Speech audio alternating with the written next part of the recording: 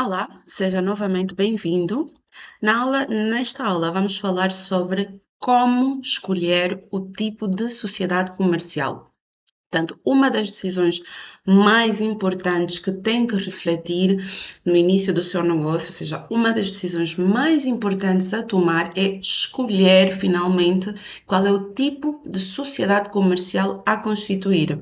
Por isso, na aula de hoje, eu vou lhe ensinar quais é que são os tipos de sociedade comercial mais frequentes em Angola. Portanto, anote aí que hoje vamos falar sobre a sociedade anónima. Vamos falar sobre a sociedade por quotas e a sociedade unipessoal. Lembrando que, conforme eu referi, estas sociedades, vamos focar nelas por serem as mais frequentes no nosso país, contudo, a lei das sociedades comerciais prevê outros tipos de sociedade comercial que também é importante que vocês tenham noção que elas existem, nomeadamente as sociedades em nome coletivo, que vocês encontram a partir do artigo 176 da Lei das Sociedades Comerciais.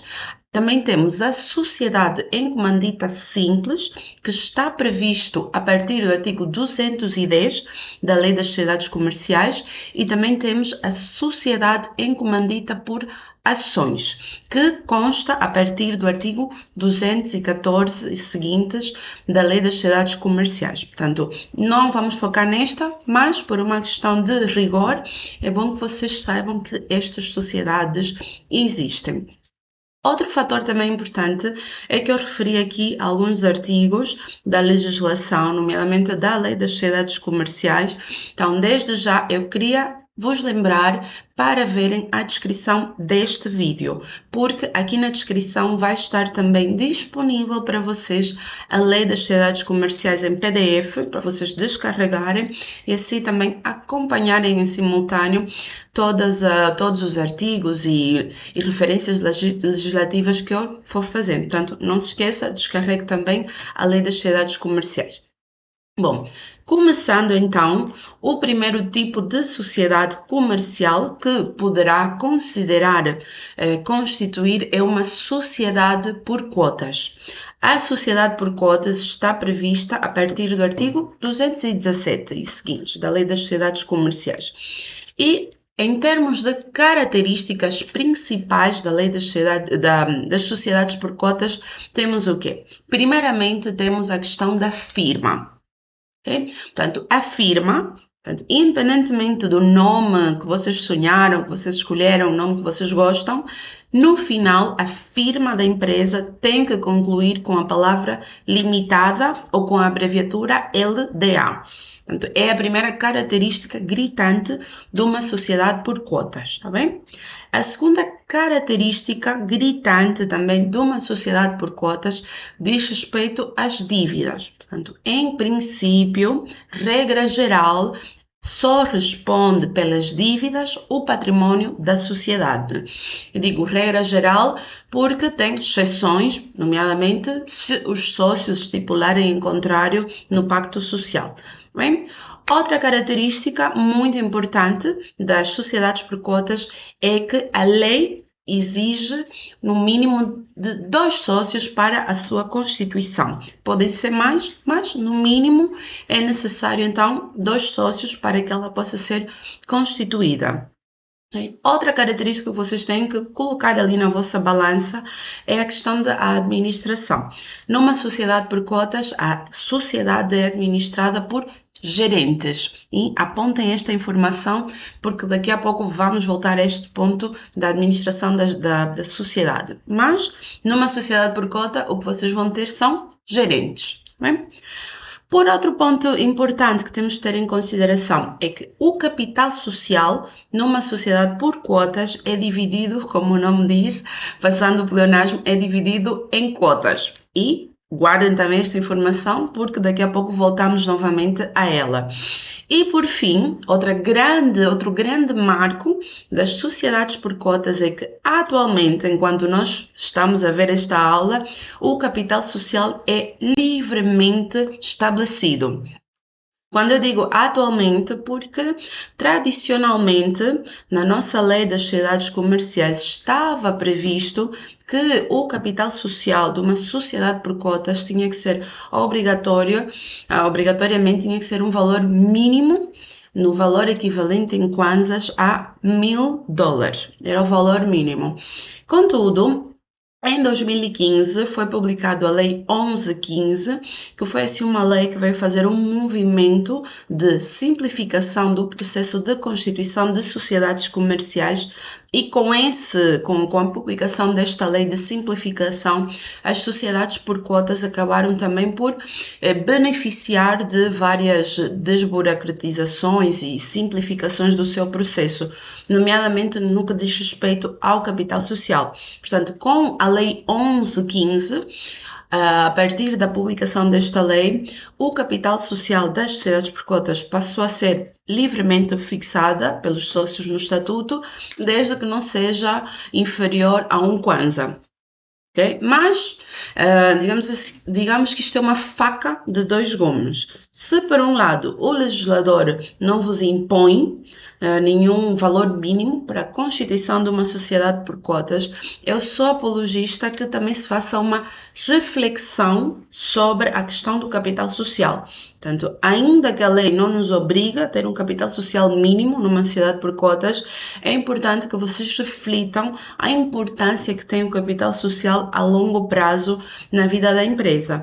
Portanto, no meu ponto de vista, quanto maior for o valor do capital social, mais fácil é demonstrar que uma empresa é robusta, que uma empresa é sólida. Isto aqui é importante, ou seja, isto aqui vai ser importante lá à frente. Por exemplo, quando a empresa almejar, por exemplo, obter um crédito no banco, quando a empresa almejar arranjar outros parceiros, quando a empresa quiser eventualmente trabalhar para o Estado, todas estas entidades externas, o único elemento que vão ter para entender qual é a robustez da empresa é mesmo o capital social. Portanto, não vai ser, digamos assim, não vai abonar muito a favor ter um capital social de 1000 kwanzas, por exemplo, ainda que seja permitido por lei.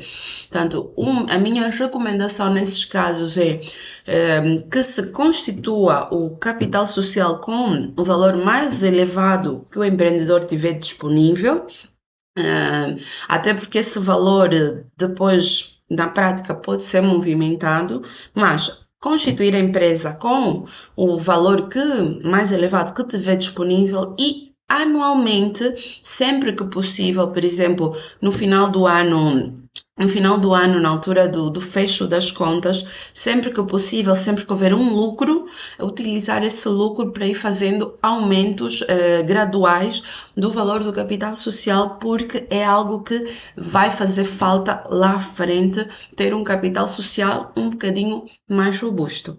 Bem? Mas, formalmente, aos olhos da lei, não é preciso um valor mínimo. Okay? Outra característica importante das sociedades por cotas diz respeito à sua estrutura de órgãos sociais. Portanto, é importante que vocês saibam que uma sociedade por cotas, em termos de estrutura, vai ter uma Assembleia Geral, vai ter uma gerência plural ou gerência única e vai ter também um conselho fiscal ou fiscal único.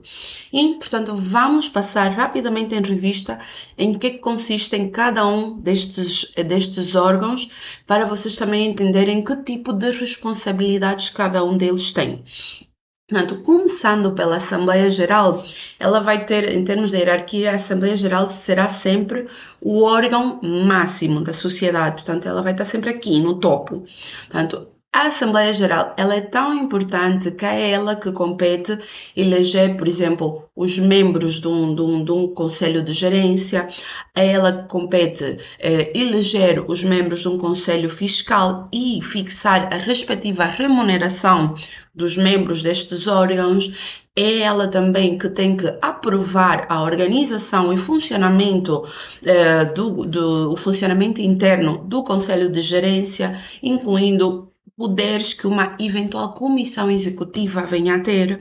É também a Assembleia Geral que aprova, por exemplo, indicação de auditores e a respectiva remuneração, entre outros poderes que ela vai ter. Portanto, sempre que pensarem numa estrutura que tem os poderes máximos, esta estrutura será sempre a Assembleia Geral da Sociedade. Okay? Em segundo lugar, um segundo geral imaginário, claro, em termos de hierarquia, em segundo lugar, nós teremos então o Conselho de Gerência. Okay? O Conselho de Gerência ele vai ser tido como o órgão executivo, portanto, ele vai ser o braço executivo da sociedade. Portanto, ela vai ter, o Conselho de Gerência terá, no fundo, os mais amplos poderes para realizar os negócios da sociedade. Okay? Portanto, em princípio, o Conselho de Gerência vai representar a sociedade em juízo e fora dele.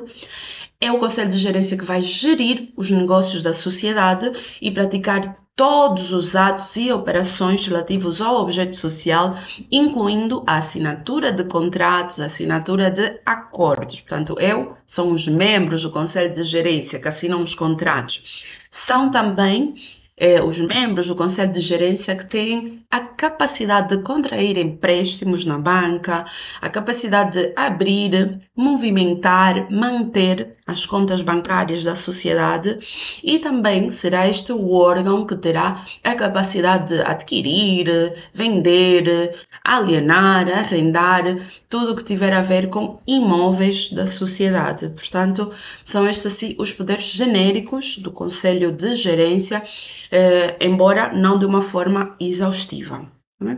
E por último, nós vamos ter um Conselho Fiscal, okay? Que eu posso falar aqui de um Conselho Fiscal, se pensar em vários membros, ou também pode ser de um único membro, se eu pensar apenas num fiscal único. Okay? Sendo que é muito frequente muitas sociedades optarem por confiar esta tarefa a uma sociedade externa, a uma sociedade de peritos contabilísticos que façam esta função de fiscais ou de fiscais únicos. Tá bem?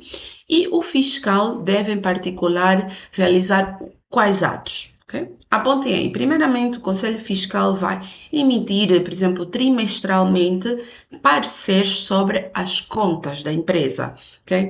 Este órgão também vai fiscalizar de forma efetiva os atos do Conselho de Gerência. Portanto, no fundo, vai controlar a legalidade dos atos praticados pelo Conselho de Gerência, nomeadamente através da emissão de recomendações, na recomendação de pareceres e falando principalmente sobre o impacto patrimonial e do impacto contabilístico da gestão do Conselho de Gerência. Portanto, são estes aqui os 3 órgãos que se encontram numa sociedade por cotas, sendo já, portanto, vou já dar o spoiler que estes órgãos também são bastante semelhantes no Conselho de Administração de uma sociedade anónima, mas já aí vamos.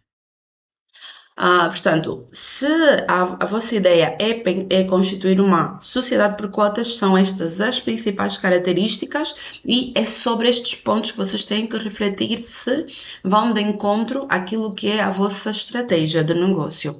Okay? Se não for de encontro à vossa estratégia de negócio, temos então a figura da sociedade anónima.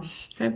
A sociedade anónima está prevista na Lei das Sociedades Comerciais a partir do artigo 301 e seguintes, e em termos assim de características que nós possamos enumerar, temos em primeiro lugar a questão da firma, portanto, semelhante da sociedade por cotas. Na sociedade anónima, a firma, ou seja, o nome da empresa, independentemente do nome que se escolha, no final tem que concluir com a expressão sociedade anónima, ou então abreviadamente SA. Okay? A sociedade anónima, em princípio, a responsabilidade de cada sócio é limitada ao valor das ações que vier a subscrever. Outra característica bastante gritante e que é bastante diferente da sociedade por cotas tem a ver com o número mínimo de sócios. Portanto, numa sociedade anónima, o legislador nos diz que é necessário pelo menos um número de 5 sócios para fazer a constituição da sociedade, da sociedade anónima. Portanto, se em princípio não tem ainda 5 sócios, então provavelmente este não será a estrutura o tipo societário ideal para si, porque aqui se exige mesmo um número mínimo de 5 sócios. Okay? Salientando que todas as regras têm uma exceção, portanto, esta exceção de 5 sócios só se aplica, portanto, só é uma exceção se um dos acionistas for o Estado. Portanto, se um dos acionistas for o Estado, então aí sim é permitido que sejam apenas 2 sócios. Okay? Mas fora essa situação muito específica, nos outros casos é mesmo necessário um número mínimo de 5 sócios para constituir esta sociedade. Okay? A sociedade anônima, ao contrário da sociedade por cotas, é administrada por administradores. Lembram-se há pouco que eu vos disse que a sociedade por cotas é administrada por gerentes. Aqui numa sociedade anónima nós vamos ter administradores.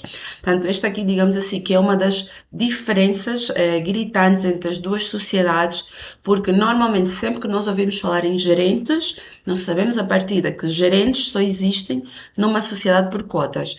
E sempre que ouvimos falar de administradores, temos que saber que administradores só existem numa sociedade anónima. Bem?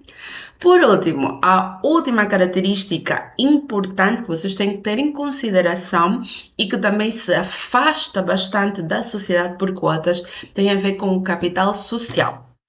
Portanto, as sociedades anónimas, elas é exigido por lei que tenham um capital social mínimo de $20.000, ou valor equivalente em kwanzas.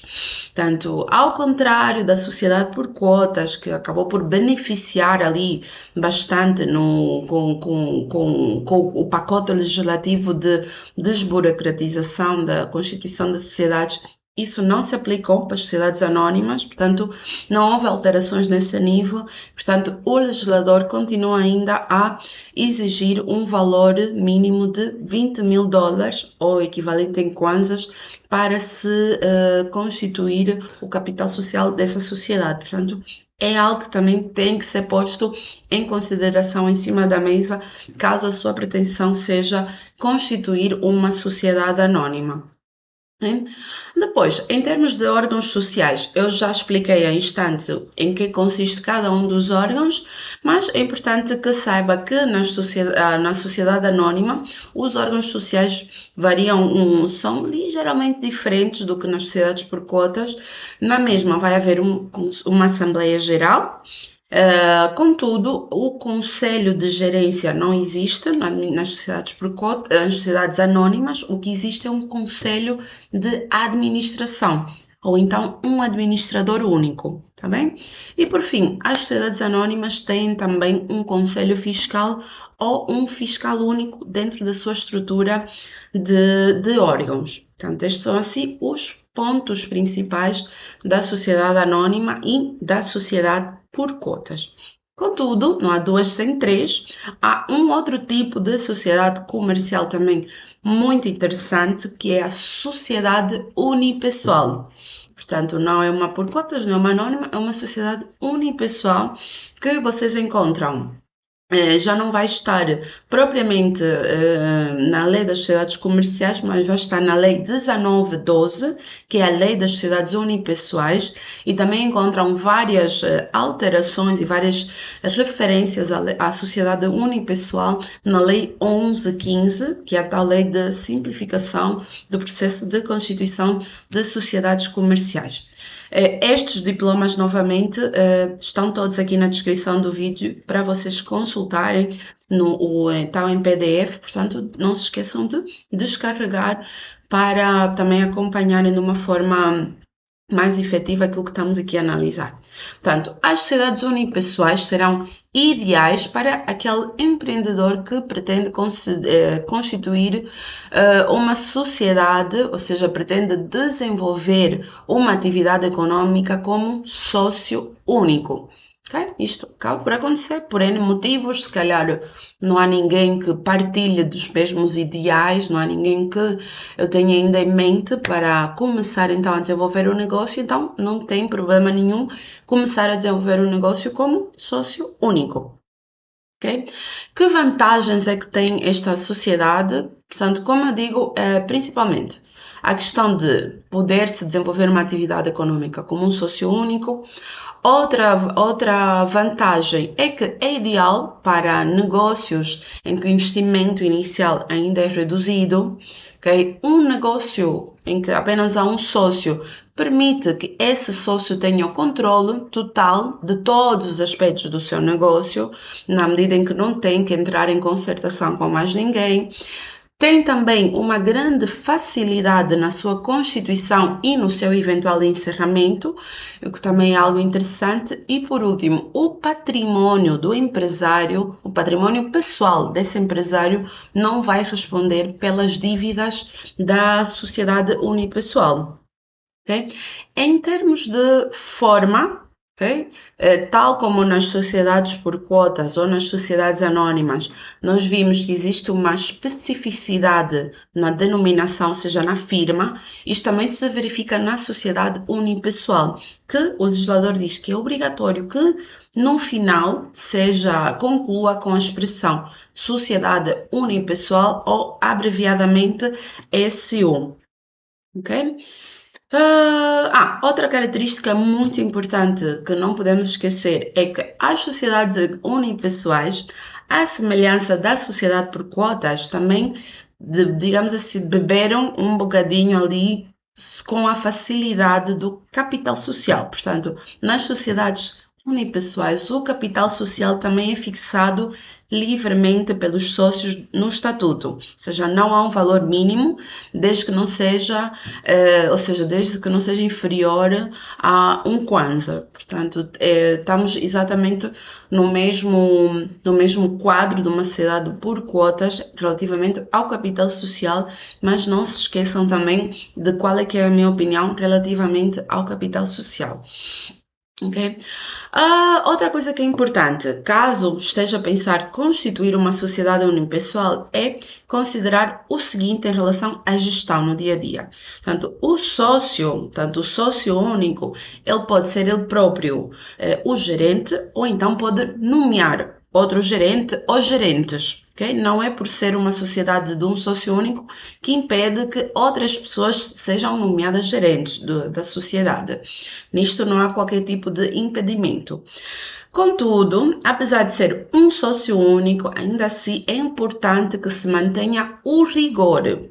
Okay? Portanto, por exemplo, a nível das decisões desse gerente, desse sócio único, as decisões convém que ainda haja um registro, ou seja, que as decisões ainda assim estejam por escritas e mantidas no livro de atas, principalmente decisões estratégicas, decisões que digam respeito a um relatório de gestão, aos documentos de prestação de contas, mesmo que seja um sócio único, convém que tenha um livro de atas com todas estas decisões. E por que isto é importante? Okay? Para além de ser importante para darmos cumprimento ao que está na lei, também é importante porque, eventualmente, em alguma altura, se a sociedade for evoluindo, vai ser solicitado a consulta do passo a passo, a consulta do histórico das decisões da sociedade, e esta consulta pode ser solicitada por um banco, quando esta sociedade quiser, por exemplo, solicitar o apoio da banca, o banco pode pedir um livro de atas. Investidores, imaginem que é pretensão da empresa arranjar outros parceiros, fazer parcerias. É importante para o investidor ver o histórico da empresa, bem como entidades como, por exemplo, a Inspeção Geral do Trabalho ou uma AGT, eventualmente podem necessitar de elementos onde se consiga ver o histórico dessa empresa em termos de decisões. Tá bem? Por fim, A sociedade unipessoal, ela é bastante interessante em vários níveis, como aqui citamos, contudo, ela tem algumas limitações decorrentes da sua unipessoalidade. Portanto, o fato de ser apenas um sócio também impede que alcance ali determinados segmentos de negócios, nomeadamente uma pessoa singular só pode ser sócio de uma única sociedade unipessoal. Ou seja, eu, Patrícia, se abrir uma sociedade unipessoal, somente posso abrir uma de cada vez. Portanto, eu não posso ter 2 ou 3 sociedades unipessoais. Okay? Portanto, é algo que tem que ser analisado caso a estratégia de negócio desse empreendedor é ter várias empresas. Então, tem que ver bem a questão dos limites da sociedade unipessoal. Só pode ser uma vez, uma única sociedade de cada vez. Okay? Outra limitação também relevante é que as sociedades unipessoais não podem constituir outras sociedades unipessoais, ok? Pelos motivos óbvios, senão até se, digamos assim, se esvaziaria também um pouco o espírito da sociedade unipessoal. Outro ponto também que limita uma sociedade unipessoal é que as sociedades unipessoais não podem participar de outras sociedades comerciais. Portanto, para vocês entenderem, uma sociedade por cotas, ela pode ser sócia de uma outra sociedade por cotas, pode ser sócia de uma outra sociedade anônima, não tem qualquer problema. Mas uma sociedade unipessoal não pode ser sócia de outras sociedades comerciais. Portanto, isto aqui pode ser relevante vocês considerarem caso a pretensão da empresa no futuro for crescer e criar estas sinergias com outras sociedades comerciais, está bem? É algo que tem que ser refletido logo no início. Como eu digo, isto são tudo reflexões que nós temos que fazer antes de fazermos a constituição da sociedade, ok? Mas é também importante frisar que todas as sociedades elas podem se transformar. Portanto, uma sociedade por cotas, uma sociedade anônima, ela pode depois sofrer uma série de transformações, que nós vamos falar disto numa aula específica, mas as sociedades unipessoais, elas também podem ser alteradas. Portanto, se inicialmente o projeto começou com o intuito de ser uma sociedade unipessoal, mas depois mudou, ela pode ser modificada. Portanto, ela pode ser modificada para uma sociedade plural. Portanto, ela depois pode se transformar, deixar de ser uma sociedade unipessoal e se transformar numa sociedade por cotas ou, por exemplo, numa sociedade anônima, ok? E depois o processo na prática é bastante simples, nomeadamente faz-se uma divisão das cotas e faz também uma cessão de algumas cotas para os novos sócios ou os novos acionistas e também pode-se fazer um aumento do capital social para permitir, para facilitar a entrada de novos sócios ou novos acionistas, ok? E nesse caso, ou seja, quando a sociedade unipessoal se transforma numa outra sociedade, é importante que depois na firma, ou seja, vai-se eliminar então da firma a expressão unipessoal. Por aí vai adotar uma outra expressão, ou seja, em princípio vai evoluir para uma limitada ou então uma sociedade anônima. Ok? E por último, é importante que vocês notem que apesar das sociedades unipessoais na legislação parecer tudo muito sucinto, esta brevidade da legislação das sociedades unipessoais é porque elas têm, portanto, as sociedades por cotas e sociedades por anónimas têm normas subsidiárias, portanto, tudo o que não estiver no regime específico das sociedades unipessoais, nós vamos ver então na lei das sociedades comerciais, porque se aplica de forma subsidiária. Né? E, portanto, é este assim, o nosso resumo, não é? O nosso resumão sobre os tipos de sociedades comerciais mais frequentes e as mais comuns no nosso país, que é uma reflexão, portanto, é uma análise que tem que ser feita previamente à constituição da sociedade. Okay? Eu digo que é previamente porque depois qualquer alteração que possa ser feita é possível, mas qualquer alteração implica custos adicionais, implica recuos no projeto. Então, se desde o início, se pensar bem qual é o tipo ideal de sociedade para o seu negócio, vai poupar tempo, dinheiro, paciência. Outra pergunta que muitas vezes me colocam, e por isso é importante nós falarmos aqui, é que muitas vezes me perguntam, mas afinal de contas, destas três, qual é que é a melhor, qual é o melhor tipo de sociedade comercial? A resposta a esta pergunta é: não existe nenhum tipo melhor do que o outro, ou seja, uma sociedade anónima não vai me dar nenhum tipo de garantia adicional, não vai me dar mais credibilidade, não vai acrescentar em nada. Ou seja, a melhor das três é a que melhor se adequa à estratégia que definiu para o seu negócio, é a que melhor se adequa ao seu plano de negócio. Essa é que vai ser, digamos assim, a melhor das três que poderá escolher para o seu negócio. Portanto, eram estes os pontos que era importante vocês entenderem sobre os tipos de sociedades comerciais e nos vemos então na próxima aula.